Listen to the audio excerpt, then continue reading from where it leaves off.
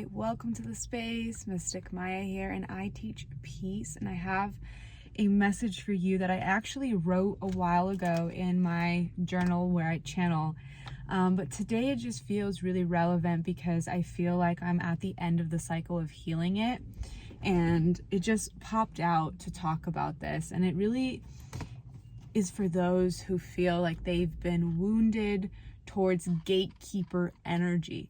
Gatekeepers are the ones who see your potential and they don't want to let you in. They don't want to let you in due to jealousy, their own wounded experiences, wanting to keep things very tight and the same. They're afraid of change, and so many other things. But those are just kind of the things that come up, and you have this intention to grow. And hey, you're not perfect because we're all evolving at our own time and space, but you see yourself as a certain energy, frequency, identity, and the people around you don't. And it's not good or bad, because once you get to know me, you'll know that I'm really working hard to delete the subconscious programming of this is good, this is bad, this is right, that is wrong. Like, I understand in a 3D world, we need rules and regulations to just keep some harmony. I understand that. I get it. But at the same time, it's very limiting. And this is what I like to call the Trinity effect. It might already be in existence. Who the freak knows? I honestly need to do a little bit more research. But this Trinity effect came to me a few times when I'm channeling, and it's basically based on duality, right? The concept of duality. But here, I really believe that there's so much magic in the in-between of, the good, the bad, and then whatever lies in between, the right, the wrong, whatever lies in between, the light, the shadow, and whatever lies in between. Is that my dog? Oh my God, my dog just freaking escaped. Uh-oh. Here, let's let her in. Marley, come say hi. Maybe we need some dog energy. Come here, say hi to everyone. Now, I'm about to go to work, so I don't have a lot of time. So what I'm gonna do is I'm just gonna read to you the journal entry that came forth, and take what you need, leave behind what you don't. But essentially, it's, my ring is making rainbows, so rainbows could be a sign here. Marley, we're on camera. Gosh. Say hi to everyone. This is Marley. Oh, she's such a light. Her eyes are trippy, I know. Anyways, okay, let's focus.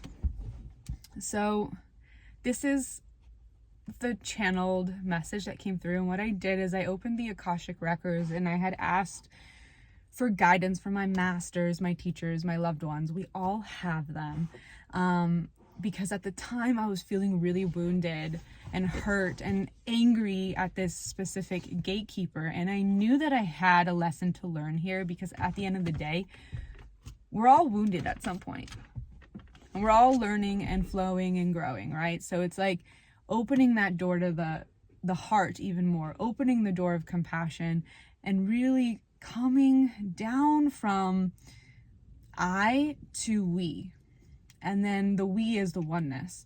So this is kind of what came through when I opened my Akashic records for some guidance on this. Take what you need, like I said, leave behind what you don't. We attract our uncomfortable situations based on our energetic worthiness. The wounded healer. We've all been there at the end of the day. We're all walking mirrors. Since life is energy, frequency, bioplasma, water, synergies, we attract our experiences within self, with a capital S, within self, environment, and our inner circle, based on our energetic field and what we're holding onto, and holding was in capital, right?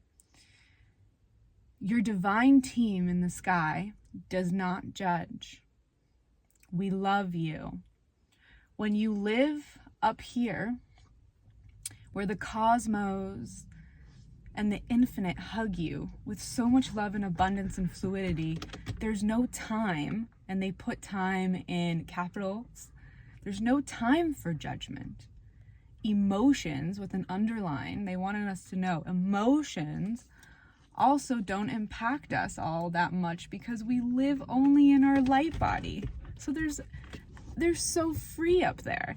And I feel like, side note from the channel, I think one of the biggest challenges of humans, because at the end of the day, we are these spiritual beings having a human experience, and we're always going back and forth from the 3D self to the 5D self, and what lies in between the 4D self, the compassion, the bridge between the ego and the infinite love. Okay? So literally, our team in the sky, they don't got time for holding on to dense things, and emotions are dense. This is why, and hey, they're valid, right? We don't want to bypass them because we need our emotions.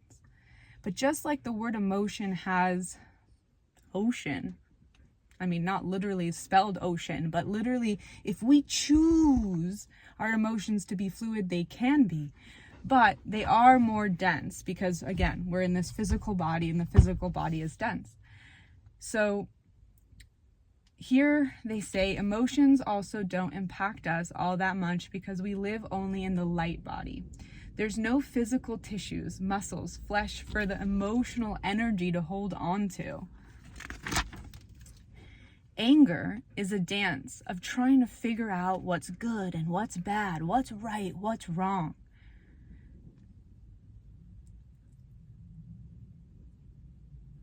This is something that isn't written, but what wants to be added now is, again, we all need a meter, right? So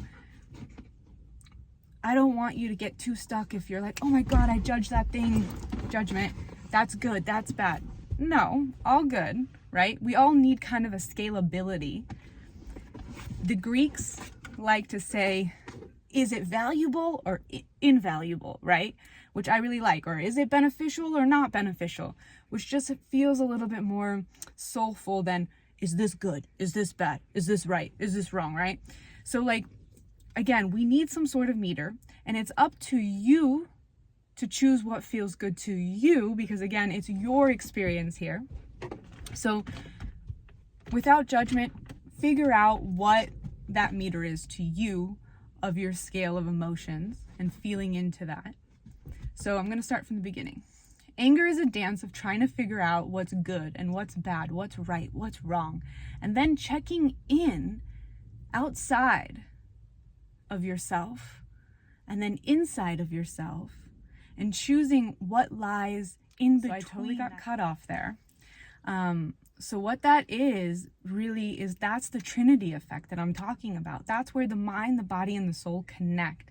The sun, the moon, the stars, the mother, the father, the child, the black, the white, the gray, the yes, the no, the maybe, the hot, cold, and the lukewarm.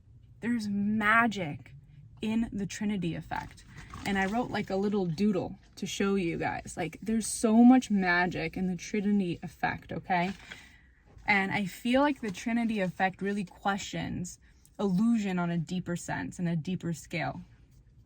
So, yeah, I think that's all from that channeled message. Oh, here. Last little flow here. Anger allows us to see ourselves from the point of view of our shadows. There's nothing to shame here, as we all go through this emotion. Emotions are fluid. They aren't meant to be held onto, just like a coin that you toss in a sacred fountain and make a wish knowing... Marley's trying to like come with me to work. She don't know she ain't coming. I gotta figure out where the heck she came out of the gate from. But anyways, well, I got sidetracked there. But emotions are fluid. They aren't meant to be held onto, just like a coin that you toss in a sacred fountain and make a wish knowing that that coin now has detached itself from you. Okay? It has detached itself from you the moment you just trusted your wish and you threw it in the water and it hit the surface of the water and sunk down, choo, that's not how it would sound like, but it just hit the water and it sunk down, your wish is fulfilled. In that moment, your wish is fulfilled, okay? Your wish fulfilled has been imprinted in the simple act of you simply wishing, right? To wish is to have hope. And when we have hope, we can start to realize that we are not our emotions. We're limitless. We are everything and we are nothing. All right, guys. This little channeled message was a little bit all over the place, but I trust that it's there for a reason. It's here for a reason. And why, I'll just end by saying why it's connected to gatekeeper energy, because at the end of the day, you're the only one who knows your value. And if you allow yourself to be dictated by other people's point of view of yourself, you're going to be a wounded healer or a wounded individual forever. You're not going to end any cycles, okay? So I had to feel my anger about this specific person and forgive myself for allowing that person to even make me succumb down to the fact that I am not worthy. Who are you to tell me that I am this and I am that? That is for me to decide. And I had to sit with that pain of my own choosing, because at the end of the day, as much as I want to blame that person, she's like that and she's like this, which, hey, it was true. She really, really mirrored a lot of like personalities that just triggered the shiznits out of me. But I needed that soul food for my own evolution. And I know, since, energy is a mirror, I know that I met her where she needs to evolve. And I trust that, because it's all a duality effect, right? And where the Trinity effect comes into place in this specific story is what we make of that experience. How are we going to turn the poison into medicine? So now I'm feeling a little bit more open-hearted and more compassionate to this individual, because I would not be sitting here posting on YouTube if this individual was really nice to me, if she was authentically kind to me. I wouldn't be making my dreams happen. It's almost as if she needed to be a really big, shadowy, wounded person to get me onto my path. So that's where I can have compassion and gratitude for her and wish her well for her own evolution and her own dreams to come true. Okay? All right. Thank you for your time, guys. I gotta go to work because I might be late. But again, there's no such thing as being late, because everything happens in divine timing. All right, I'm back. Obviously, if you made it to this point, you saw that I'm mashing these videos together. As I was at work today, I realized that I didn't really explain something as I hoped to explain it. So I'm just gonna come through and channel again. And it's basically on the element of how emotions are fluid. I had mentioned emotions are fluid, or emotions are dense. I think I said at one fragment, I was like, oh, emotions are dense and then they're fluid. So I just want to clarify what I mean by that, okay? Because when I personally think of emotions, and when I got that channeled message, I feel like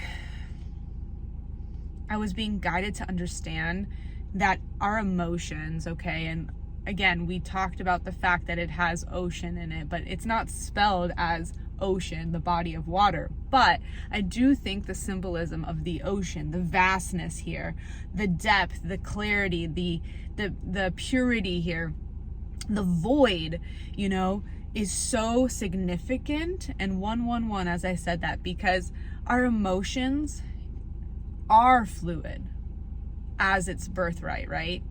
But what makes it dense is the energy that we give it. So when we put too much energy on a specific emotion, when it's done its course, it came, it showed up, it gave us what we need to know, but then we're still holding on to it so freaking tightly when we've had all the opportunities and signs to just surrender it you processed it. Just let it be. Let it go, let it go, let it go. So it's really up to us to decide whether our emotions are going to be dense and contracting, or are they going to be fluid and just a beautiful, vital lesson of life. Okay? It's up to us to transmute them and to turn them into that ocean energy of fluidity. Okay? 222. So that's what I really wanted to clarify, because it's so profound. Like, we need our emotions because they help us understand where we're at, right? And where we want to go. But if we hold too tight, for some reason, I'm like needing to emphasize this. If we hold too tight, we're just going to stay stuck in the same old paradigm, the same old program, the same old feelings. So, may this inspire you. If you feel the pull, may this inspire you to look at your emotions with grace and know that you don't have to identify yourself as that emotion. You can choose again. You can choose again. What matters, okay, is not how many times we choose fear. It's how many times we go from fear to love, right? Because it's inevitable as human beings. We're spiritual beings on a human path, right? But it's like inevitable to feel fear. It's inevitable to feel anger. It's inevitable to feel sad. It's inevitable to feel. And it's what we do with those feelings that determines, are we going to be stuck or are we going to be fluid? Okay, so I just wanted to clarify that. I was like really sitting in that all day today at work. I was like, I feel like I gotta just clarify that. And I think that might be like the highlight of the message here, is you are always in control. I know and I feel you. Sometimes it feels like the opposite. It feels like we are so not in control of our circumstances and our energy. But the truth is, we are. Because what we think, we attract. Okay, but that is a whole video in itself of like the subconscious mind, which I'm just so in love with. The moment I learned about the subconscious mind, I stepped into my freedom. And that's a sign for you. I'm feeling it really, really clearly. And wow, I'm so shiny. Why am I so shiny right now? Shiny, shiny, shiny. But this feels like a very clear message. Wow. Thank you, Spirit. Give me just a sec as I just... Yes, okay. Look into more about the subconscious mind. Even if you already know about it, there's something new for you to learn. So this is going to be a little task to end this beautiful video of today, because we really went from like morning to night here. We've got all the aspects of the day. We got the sunlight energy into the nighttime energy, the moon energy, the stars. And it's literally what we talked about. The Trinity effect. The Trinity effect. The sun, the moon, the stars. Ay, ay, ay. Okay, but here's the task, okay? Take it or leave it. I want you to invest in a book about the subconscious mind. I want you to choose the book. I can give you recommendations because we all know that, oh my God, now I'm blanking on his name. Really? Okay, the recommendation will come to me. But I want you to feel the pull. Go to Amazon or do some research and research books about the subconscious mind and reprogramming it, okay? And whatever is gravitating your focus, your heart, your energy, buy that book. And if you already have a book, I want you to do some book divination. Oh my God, I'm botching that. Why am I botching that word? Whatever. Go grab the book that has the subconscious mind wisdom. And I want you to just close your eyes, take a breath, and open a page. And whatever page you get to, that is your message, that I want you to infuse yourself with just either a recap or just new information, new inspiration. Yeah, that's what it is. Inspiration, information. And once you get your book, for those who are going to invest in a beautiful new book about the subconscious mind, do the same thing. Breathe, connect to your body, connect to your breath, your soul, set an intention if you need to. Open to a page, read the wisdom, and then of course start from the beginning after you do that, and let me know how it goes for you. And why am I freaking forgetting the legend of the subconscious mind in quantum physics right now? It's just like not even, and my phone is recording right now. Okay, Maya, what? Come on, you know his name.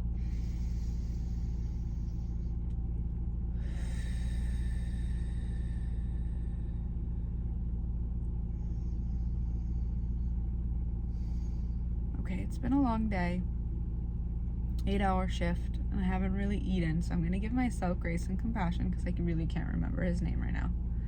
Joe Dispenza. There we go. Joe Dispenza. Okay, Joe Dispenza. Yes. Okay. He's a legend.